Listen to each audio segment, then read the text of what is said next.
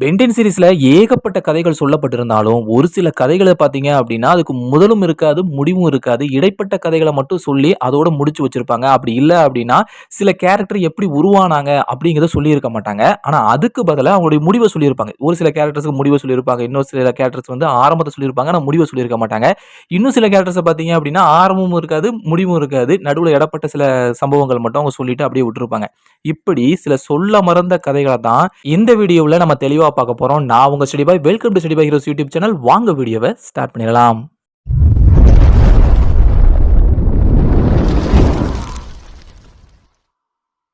முதல்ல நம்ம பார்க்க போறது எலினா வேலிடஸ். பென்டென் சீரிஸ்ல ஆரம்பமும் இல்லாம, முடிவும் இல்லாம அனாதையா தெரியக்கூடிய கேரக்டர்ஸ்ல நம்ம எலினாவும் ஒண்ணு அப்படிங்கிறது தான் உண்மை. நம்ம பென்டென் ஏலியன் ஸ்வார்ம் அப்படிங்கிற மூவில தான் இவங்கள முதல்ல அறிமுகப்படுத்தி இருப்பாங்க.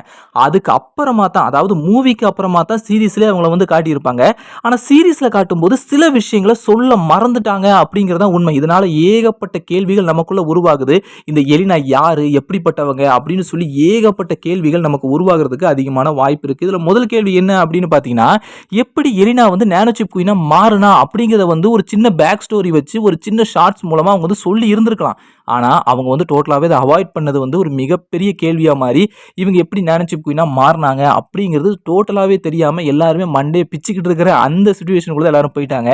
அது மட்டும் இல்லாம அவங்க அப்பாவான விக்டர் வேலிடஸ் தான் நம்ம நானோ சிப் வந்து கண்ட்ரோல் எடுத்து இந்த மொத்த உலகத்தையுமே அழிக்க ட்ரை பண்ணியிருக்கும். தன்னோட கண்ட்ரோலுக்கு கொண்டு வர ட்ரை பண்ணியிருக்கும். அவர ஒரு டூல் மாரி பயன்படுத்திக்கிட்டு, அவர் மூலமா ஏகப்பட்ட நானோ சிப்ஸ வந்து கிரியேட் பண்ணி, அதன் மூலமா இந்த உலகத்தையே டேக் கண்ட்ரோல் எடுக்க ட்ரை பண்ணியிருக்கோம். அப்படி இருக்கும்போது, இவ்வளவு சம்பவங்கள் நடந்திருக்கும்போது, நம்ம எலினாவும், பென் டென்னிசன் எல்லாரும் ஒண்ணு சேர்ந்து தான் அந்த நானோ சிப் குயினையே வந்து டோட்டலா அழிச்சு இந்த உலகத்தையே காப்பாத்தியிருப்பாங்க. அப்படி இருக்கும்போது, திரும்பவும் அந்த ரிசர்ச்ச கன்டின்யூ பண்றதுக்கு நம்ம எலினாவுக்கு ஒரு காரணம் வேணும் இல்லையா? அந்த என்ன காரணம் அப்படிங்கிறத வந்து ஒரு தெளிவா அவங்க வந்து சொல்லவே இல்ல அந்த சீரிஸ்ல. அப்படிங்கிறது இன்னொரு மிகப்பெரிய பிரச்சனையாவே இந்த சீரிஸ்க்கு வந்து அமைஞ்சிருக்கு. அது மட்டும் இல்லாம இன்னொரு மிக முக்கியமான கேள்வி இருக்குங்க. இதுதான் என் மண்டைய போட்டு உருட்டிக்கிட்டே இருக்கு. அது என்ன அப்படின்னு பார்த்தீங்கன்னா, எலினாவோட உடம்புக்கு என்ன ஆச்சு அப்படிங்கிறத சொல்லியிருக்கவே மாட்டாங்க. எப்படி அவ ஒரு நானோ சிப் குயினா மாறுனா? ஏன்னா நீங்க நம்ம விக்டர பார்த்தீங்க அப்படின்னா, அவரோட உடம்ப தான் ஃபர்ஸ்ட்டு நம்ம நானோ சிப் குயின் வந்து கண்ட்ரோல் எடுத்திருக்கோம்.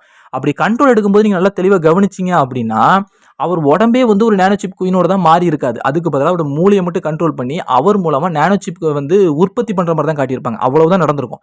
ஆனா இந்த இடத்துல நீங்க பார்த்தீங்க அப்படின்னா, நம்ம எலினாவ வந்து டோட்டலாவே கண்ட்ரோல் எடுத்து, எலினாவோட உடம்பே ஒரு நானோ சிப்போட உடம்பு மாரி மாறியிருக்கும். அது எப்படி நடந்துச்சு அப்படிங்கிறத வந்து ஒரு தெளிவான முறையில அவங்க விளக்கல அப்படிங்கிறது தான் உண்மை.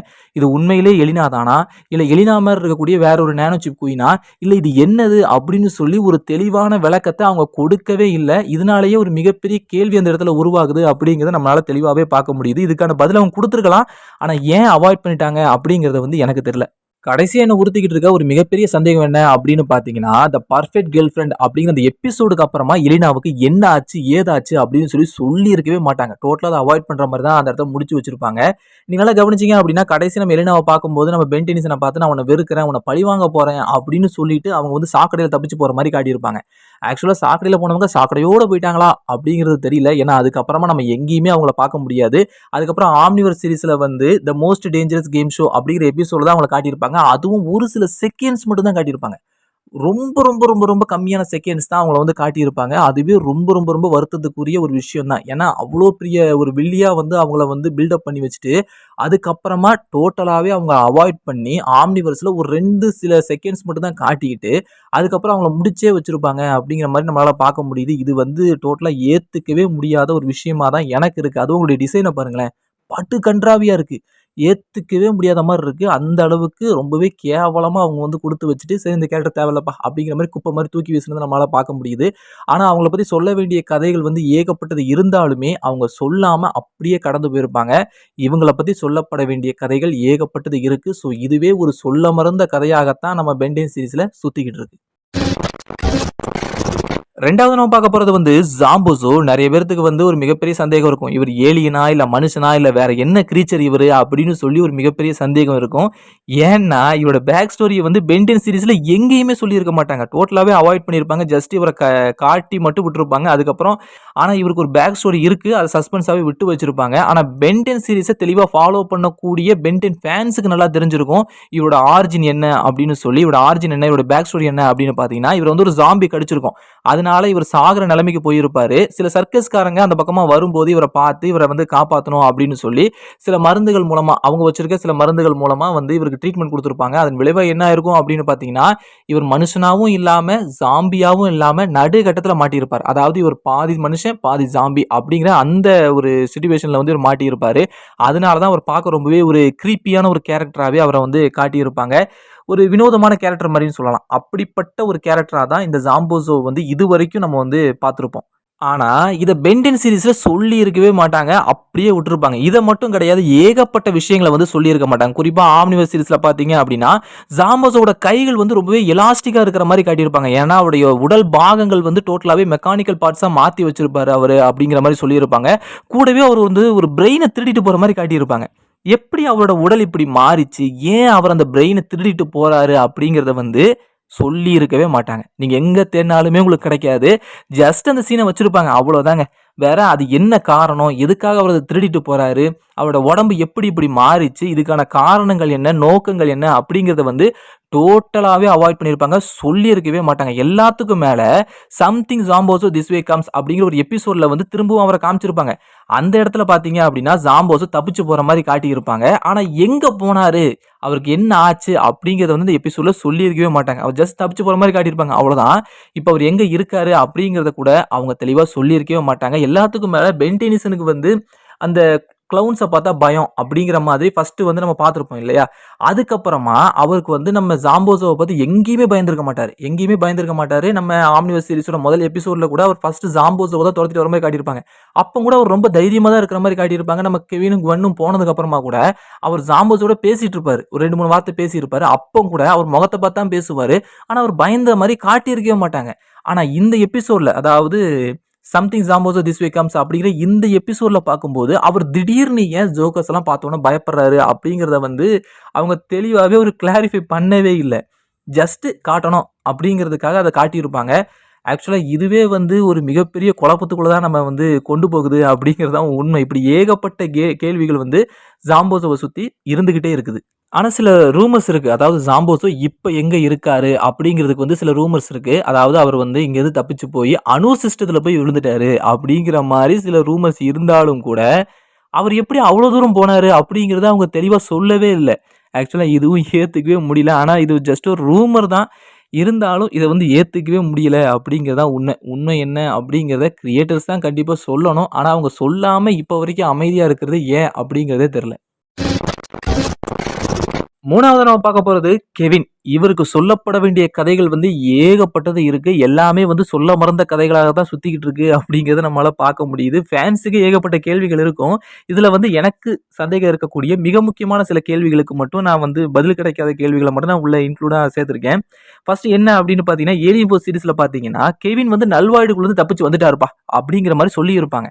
ஆனா, அவரு எப்படி தப்பிச்சு வந்தாரு? எதன் மூலமா தப்பிச்சு வந்தாரு? யாரு ஹெல்ப் பண்ணாங்க? அப்படிங்கிறத வந்து சொல்லியிருக்கவே மாட்டாங்க. போற போக்குல அவர் வந்து தப்பிச்சுட்டாருப்பா! அப்படிங்கிற மாரி சொல்லி முடிச்சிருப்பாங்க. அதே தப்ப தான் வந்து அல்டிமேட் எலிட் சீரிஸ்லயும் பண்ணியிருப்பாங்க.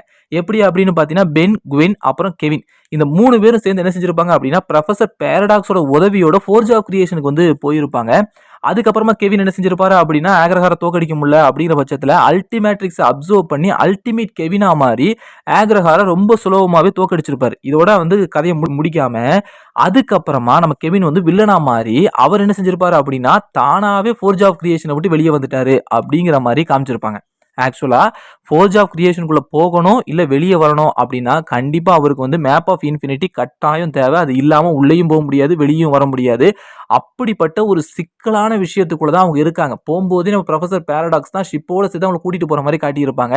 அதுக்கப்புறமா அவர் தான் வழி சொல்லியிருப்பாரு. அவர் காட்டுன வழிய வச்சு தான் அவங்க வந்து போயிருப்பாங்க. இந்த இடம் வந்து அவ்வளோ ஒரு காம்ப்ளிகேட்டடான இடமா தான் அது இருந்திருக்கு. அப்படி இருக்கிற பட்சத்துல, நம்ம கெவின் எப்படி உள்ள இருந்து வெளிய வந்தாரு? அதுவும் நம்ம ரியாலிட்டிக்குள்ள எப்படி அவர் கரெக்ட்டா வந்தாரு? அப்படிங்கிறத வந்து அவங்க கரெக்ட்டா எக்ஸ்பிளைன் பண்ணியிருக்கணும். ஆனா, அவங்க அந்த இடத்துல வந்து அத சொல்ல மறந்துட்டாங்க அப்படிங்கிறது தான் உண்மை. ஏன்னா, நீங்க அந்த போற இடத்திலேயே பார்த்திருப்பீங்க. ஏகப்பட்ட யூனிவர்ஸ் இருந்திருக்கும். ஏகப்பட்ட ரியாலிட்டி இருந்திருக்கும். அப்படி இருக்கிற பட்சத்துல, அவர் எப்படி கரெக்ட்டா தன்னோட யூனிவர்ஸையும், தன்னோட ரியாலிட்டியும் கண்டுபிடிச்சு உள்ள வந்தாரு அப்படிங்கிறத வந்து தெளிவா சொல்லி இருக்கவே மாட்டாங்க. ஆக்சுவலா சொல்லி இருந்திருக்கணும். ஆனா, அவங்க சொல்லல அப்படிங்கிறது வந்து இந்த இடத்துல ஒரு மிகப்பெரிய கேள்வியாவே சுத்திக்கிட்டு இருக்கு அப்படிங்கிறத தெளிவாவே பார்க்க முடியுது. இதுக்கான தெளிவான விளக்கத்த அவங்க சொல்லாததுனால, இதுவும் ஒரு சொல்ல மறந்த கதையாகவே சுத்திக்கிட்டு இருக்கு. 4வது நம்ம பார்க்க போறது ஆக்ரஹார் அல்டிமேட் ஏலியன் சீரிஸ்ல தான் இவர வந்து முதல்ல காட்டியிருப்பாங்க. ஆனா அவருடைய பேக் ஸ்டோரிய சொல்லி இருக்க மாட்டாங்க. ஆக்சுவலா நம்ம அல்டிமேட் ஏலியன் சீரிஸ பொறுத்தவரைக்கும் இவருடைய பேக் ஸ்டோரி அப்படிங்கிறது நமக்கு தேவையே படல அப்படிங்கிறது தான் உண்மை. ஏன்னா அவர பத்தி சில விஷயங்கள் நமக்கு சொல்லியிருப்பாங்க. இவர் வந்து ஒரு ஏலியன், ஒரு ஆஸ்மோசியன் ஸ்பீசிஸை சேர்ந்தவரு. மிகப்பெரிய புத்திசாலியா இருக்கக்கூடிய இவர் வந்து அதிக சக்திக்கு ஆசைப்பட்டு மேப் ஆஃப் இன்ஃபினிட்டியை ஒன்னு சேர்த்து ஃபோர்ஜ் ஆஃப் கிரியேஷனுக்கு போய் பேபி ஏலியன்ஸோட பவர்ஸ் அப்சர்வ் பண்ணி இந்த மொத்த யூனிவர்ஸையுமே தன்னோட கண்ட்ரோலுக்கு கொண்டு வரணும், ஆளுகை செய்யணும் அப்படின்னு சொல்லி இவர் ஆசைப்படுறாரு அப்படிங்கிற மாதிரி சொல்லியிருப்பாங்க. இதுவே இவருடைய ஆரிஜினுக்கு போதுமானதா இருந்துச்சு அந்த டைம்ல. அதாவது அல்டிமேட் ஏலியன் சீரிஸ் டைம்ல வந்து இதுவே போதுமானதா இருந்துச்சு. இதுக்கு அப்புறமா என்ன செஞ்சாங்க அப்படின்னு பார்த்தீங்கன்னா, மிகப்பெரிய பிரச்சனையே கொண்டு வந்தாங்க. அதாவது ஆம்னிவர்ஸ் அப்படின்னு சொல்லக்கூடிய ஒரு சீரிஸ பென்டென் கிரியேட்டர்ஸ் வந்து இறக்குறாங்க. இதுதான் மிகப்பெரிய பிரச்சனையாவே அமைஞ்சிருக்கு. இந்த சீரிஸ்ல பார்க்கும்போது ஆஸ்மோசியன்ஸ் அப்படின்னு சொல்லக்கூடியவங்க வந்து ஒரு ஏலியன் ஸ்பீசிஸே கிடையாது. அவங்களும் மனுஷங்க தான் அப்படிங்கிற மாரி சொல்லியிருப்பாங்க. அதாவது அவங்க வந்து மனுஷங்களா இருந்து மியூட்டேட் அடைஞ்சு அவங்களுக்கு சில பவர்ஸ் கிடைச்சிருக்குப்பா அப்படிங்கிற மாரி சொல்லியிருப்பாங்க. பிளேட்டே டோட்டலா திருப்பி போட்டிருப்பாங்க. இங்க தான் பிரச்சனையே ஸ்டார்ட் ஆகுது. அப்போ ஆக்ரஹார்ங்கிறவன் யாரு? அப்படிங்கிற அந்த பிரச்சனையே ஸ்டார்ட் ஆகுது. ஆக்ரஹாரும் மனுஷன் தான் அப்படின்னு சொன்னீங்க அப்படின்னா, அவனுக்கு எப்படி கெவின்ஸோட பவர்ஸ் கிடைச்சது? கெவினுக்கு இருக்கக்கூடிய அதே பவர்ஸ் அவன்கிட்டயும் இருக்குது. அவனுக்கும் கெவினுக்கும் என்ன சம்பந்தம்? இவனோட ஆரிஜின் என்ன? இவனுக்கு எப்படி இந்த பவர்ஸ் கிடைச்சது? அப்படிங்கிற பல பிரச்சனைகள், பல கேள்விகள் வந்து நமக்குள்ள வரதுக்கு அதிகமான வாய்ப்பு இருக்கு. ஆக்சுவலா இந்த ஆக்ரஹார பத்தி நல்லா தெரிஞ்சவங்களுக்கு தெரியும். இவ வந்து நம்ம கெவினோட ஒரு குளோன். ஆக்சுவலா நம்ம அமல்கம் கிட்ஸோட ஆபரேஷன் வந்து ஃபெயில் ஆனதுக்கு அப்புறமா அந்த ரூட்டர்ஸ் என்ன செய்வாங்க அப்படின்னு பார்த்தீங்கன்னா, கெவினோட டிஎன்ஏ சாம்பிள்ஸை கொஞ்சம் எடுத்து வச்சு அதன் மூலமா தான் நம்ம ஆக்ரஹாரையே உருவாக்கி இருப்பாங்க. இந்த ஆஸ்மோசியன்ஸை பொறுத்த வரைக்கும் அவங்களுக்கு வயசாக அவங்களுடைய பவர்ஸ் வந்து ரொம்பவே அதிகமாகும். ஸோ ஒரு வயசான கேரக்டரை உருவாக்கணும் அப்படின்னு சொல்லி அந்த டிஎன்ஏவில் சில மாற்றங்களை பண்ணி ஒரு வயசான கேரக்டராக தான் நம்ம ஆக்ரஹாரை வந்து உருவாக்கியிருப்பாங்க. ஆனா இந்த கதையை வந்து சீரிஸ்ல காட்டியிருக்க மாட்டாங்க. இதுதான் வந்து மிகப்பெரிய குழப்பமாவே ஏகப்பட்ட பென்டென் ஃபேன்ஸுக்கு வந்து ஏற்பட்டிருக்கும். இப்பவும் இந்த குழப்பம் வந்து நிறைய பென்டென் ஃபேன்ஸுக்கு கண்டிப்பா இருக்கிறதுக்கு அதிகமான வாய்ப்பு இருக்கு. யாருப்பா இந்த ஆக்ரஹாரு? இவர் மனுஷன் இல்ல அப்படின்னா, இவர் ஒரு ஏலியனா ஃபர்ஸ்ட் காட்டுனீங்க. ஓகே. ஏலியன்னு சொல்லி விட்டுட்டோம். இப்ப ஏலியன் இல்ல மனுஷன்னு சொல்றீங்க. மனுஷனா இருந்தா இவர் யாரு? இவருக்கு ஏன் கெவினோட பவர்ஸ் இருக்கு? கெவினும் இவரும் கிட்டத்தட்ட ஒரே மாரி இருக்காங்களா? எப்படி? அப்படின்னு சொல்லி ஏகப்பட்ட குழப்பங்கள் வந்து பென்டென் ஃபேன்ஸுக்கு வந்திருக்கும். அதுக்கான ஆன்சர் இதுதான். ஆனா அந்த ஆன்சர வந்து இவங்க சீரிஸ்ல தெளிவா கன்வே பண்ணாததுனால ஏகப்பட்ட பென்டென் ஃபேன்ஸுக்கு இது ஒரு குழப்பத்த உண்டாக்கியிருக்கு அப்படிங்கிறது தான் உண்மை. கடைசியா நம்ம பார்க்க போறது மேல்வேரோட சொல்ல மறந்த கதை தான். எல்லாருக்குமே தெரியும் பென்னுக்கும் மேல்வேருக்கும் நடந்த சண்டையில மேல்வேர் வந்து இறந்தே போயிருவாரு. அதுக்கப்புறமா ஆஸ்மித்தை வந்து அவருடைய மிச்ச மீதி எடுத்து பத்திரமா சேர்த்து வச்சிருந்திருப்பாரு. நம்ம வில்கேக்ஸ் என்ன செஞ்சிருப்பாரு அப்படின்னு பார்த்தீங்கன்னா, அல்பிடோட டீம் அப் பண்ணி அவரோட உதவியோட நம்ம இந்த கேல்வன் பிரைமுக்குள்ள நுழைஞ்சு மேல்வேரோட மிச்ச மீதியை திருடிட்டு போய் அதை வச்சு ஒரு ஆர்மரை உருவாக்கி அதன் மூலமா நம்ம பென் டெனிசன் கூட ஒரு சண்டை போட்டு பென் டெனிசனே ஜெயிக்கிற மாதிரி காட்டியிருப்பாங்க. அதுக்கப்புறம் ஸ்கர்ட் கூட ஒன்று சேர்ந்து நம்ம பென் டெனிசன் வந்து நம்ம வில்கேக்ஸை டோட்டலாகவே அந்த வார்ப்புக்குள்ள தூக்கி போட்டு அவர் கொல்ற மாதிரி தான் காட்டியிருப்பாங்க. டோட்டலாகவே அந்த இடத்துல வில்கேக்ஸ் இறந்துட்டாரு அப்படிங்கிற மாதிரி டோட்டலாகவே காட்டி முடிச்சிருப்பாங்க. அதோட அந்த கதை முடிஞ்சிருச்சு அப்படின்னு நினைக்கும் போது போஸ்ட் கிரெடிட் சீன் மாதிரி ஒரு மாசான சீனை உள்ள இறக்குவாங்க. அதாவது கதை முடிஞ்சிச்சுன்னு நினைக்கிறீங்க? இப்போ தாங்க ஸ்டார்ட்டே ஆயிருக்கு. வில்கேக்ஸோட லைஃப் எனர்ஜியை வச்சு மேல்வேர் திரும்ப உயிரோட வர மாதிரி காட்டியிருப்பாங்க. ஆக்சுவலா இதுக்கப்புறம் தான் எனக்கு பயங்கரமா ஹைப் ஏறிடுச்சு. இதுக்கு அடுத்த எபிசோட பார்த்தே ஆகணும்ப்பா. நான் ஸ்கூலுக்கே போகாட்டியும் பரவாயில்ல. அடுத்த எபிசோட பார்த்தே ஆகணும் அப்படின்னு சொல்லி ஒரு வெறியே உண்டாயிருச்சு. அந்த சீனை பாருங்களேன். உங்களுக்கே தெளிவா புரியும். அப்படியே அந்த இடத்துல இருந்து மேல்வேர் திரும்ப உயிரோட வர மாதிரி காட்டியிருப்பாங்க. இதுக்கப்புறமா தான் மரண மாஸ் இருக்கு அப்படின்னு சொல்லி பயங்கர வெயிட்டிங்ல இருந்து எனக்கு புஸ்ஸுன்னு முடிச்சுட்டாங்க. நான் கூட என்ன நினைச்சேன் அப்படின்னா, ஓருடல் ஈர் உயிரா வந்து அந்த இடத்துல நம்ம வில்கேக்ஸும் மேல்வேரும் ஒண்ணு சேர்ந்து வரப்போறாய்ங்க. பயங்கர மாஸா இருக்க போறாய்ங்கன்னு நெனச்சா, அடுத்த எபிசோட்ல வேற சீன காட்ட ஆரம்பிச்சுட்டாய்ங்க. அடுத்த எபிசோட்ல தான் மேட்ரே இருக்கு. கண்டிப்பா அந்த இடத்துல வந்து நம்ம மேல்வர் பயங்கரமா மாஸ் காட்ட போறாரு அப்படின்னு சொல்லி நினைச்சுக்கிட்டு இருக்கும்போது, அந்த சாப்டர அப்படியே மூட்டை கட்டி கசக்குன காகிதம் மாரி தூக்கி வீசியிருப்பாங்க. டோட்டலா வேற கான்செப்ட்டுக்கு அவங்க உள்ள போயிருப்பாங்க அப்படிங்கிற மாரி நம்மளால தெளிவாவே பார்க்க முடியுது. மேல்வர் திரும்ப உயிரோட வந்திருந்தாலுமே அவருக்கு என்ன ஆச்சு? ஏது ஆச்சு? இதுக்கப்புறம் அவர் என்ன பண்ண போறாரு? அப்படிங்கிற எந்த ஒரு விஷயத்தையுமே அவங்க சொல்லியிருக்க மாட்டாங்க. ஸோ இதுவும் பென் 10 சீரிஸ்ல ஒரு சொல்ல மறந்த கதையாகத்தான் சுத்திக்கிட்டு இருக்கு அப்படிங்கிறத நம்மளால தெளிவாவே பார்க்க முடியுது. ஸோ அவ்வளோதாங்க இந்த வீடியோவுல. பார்ட் 2ல சந்திக்கலாம். Tata, bye bye, C you.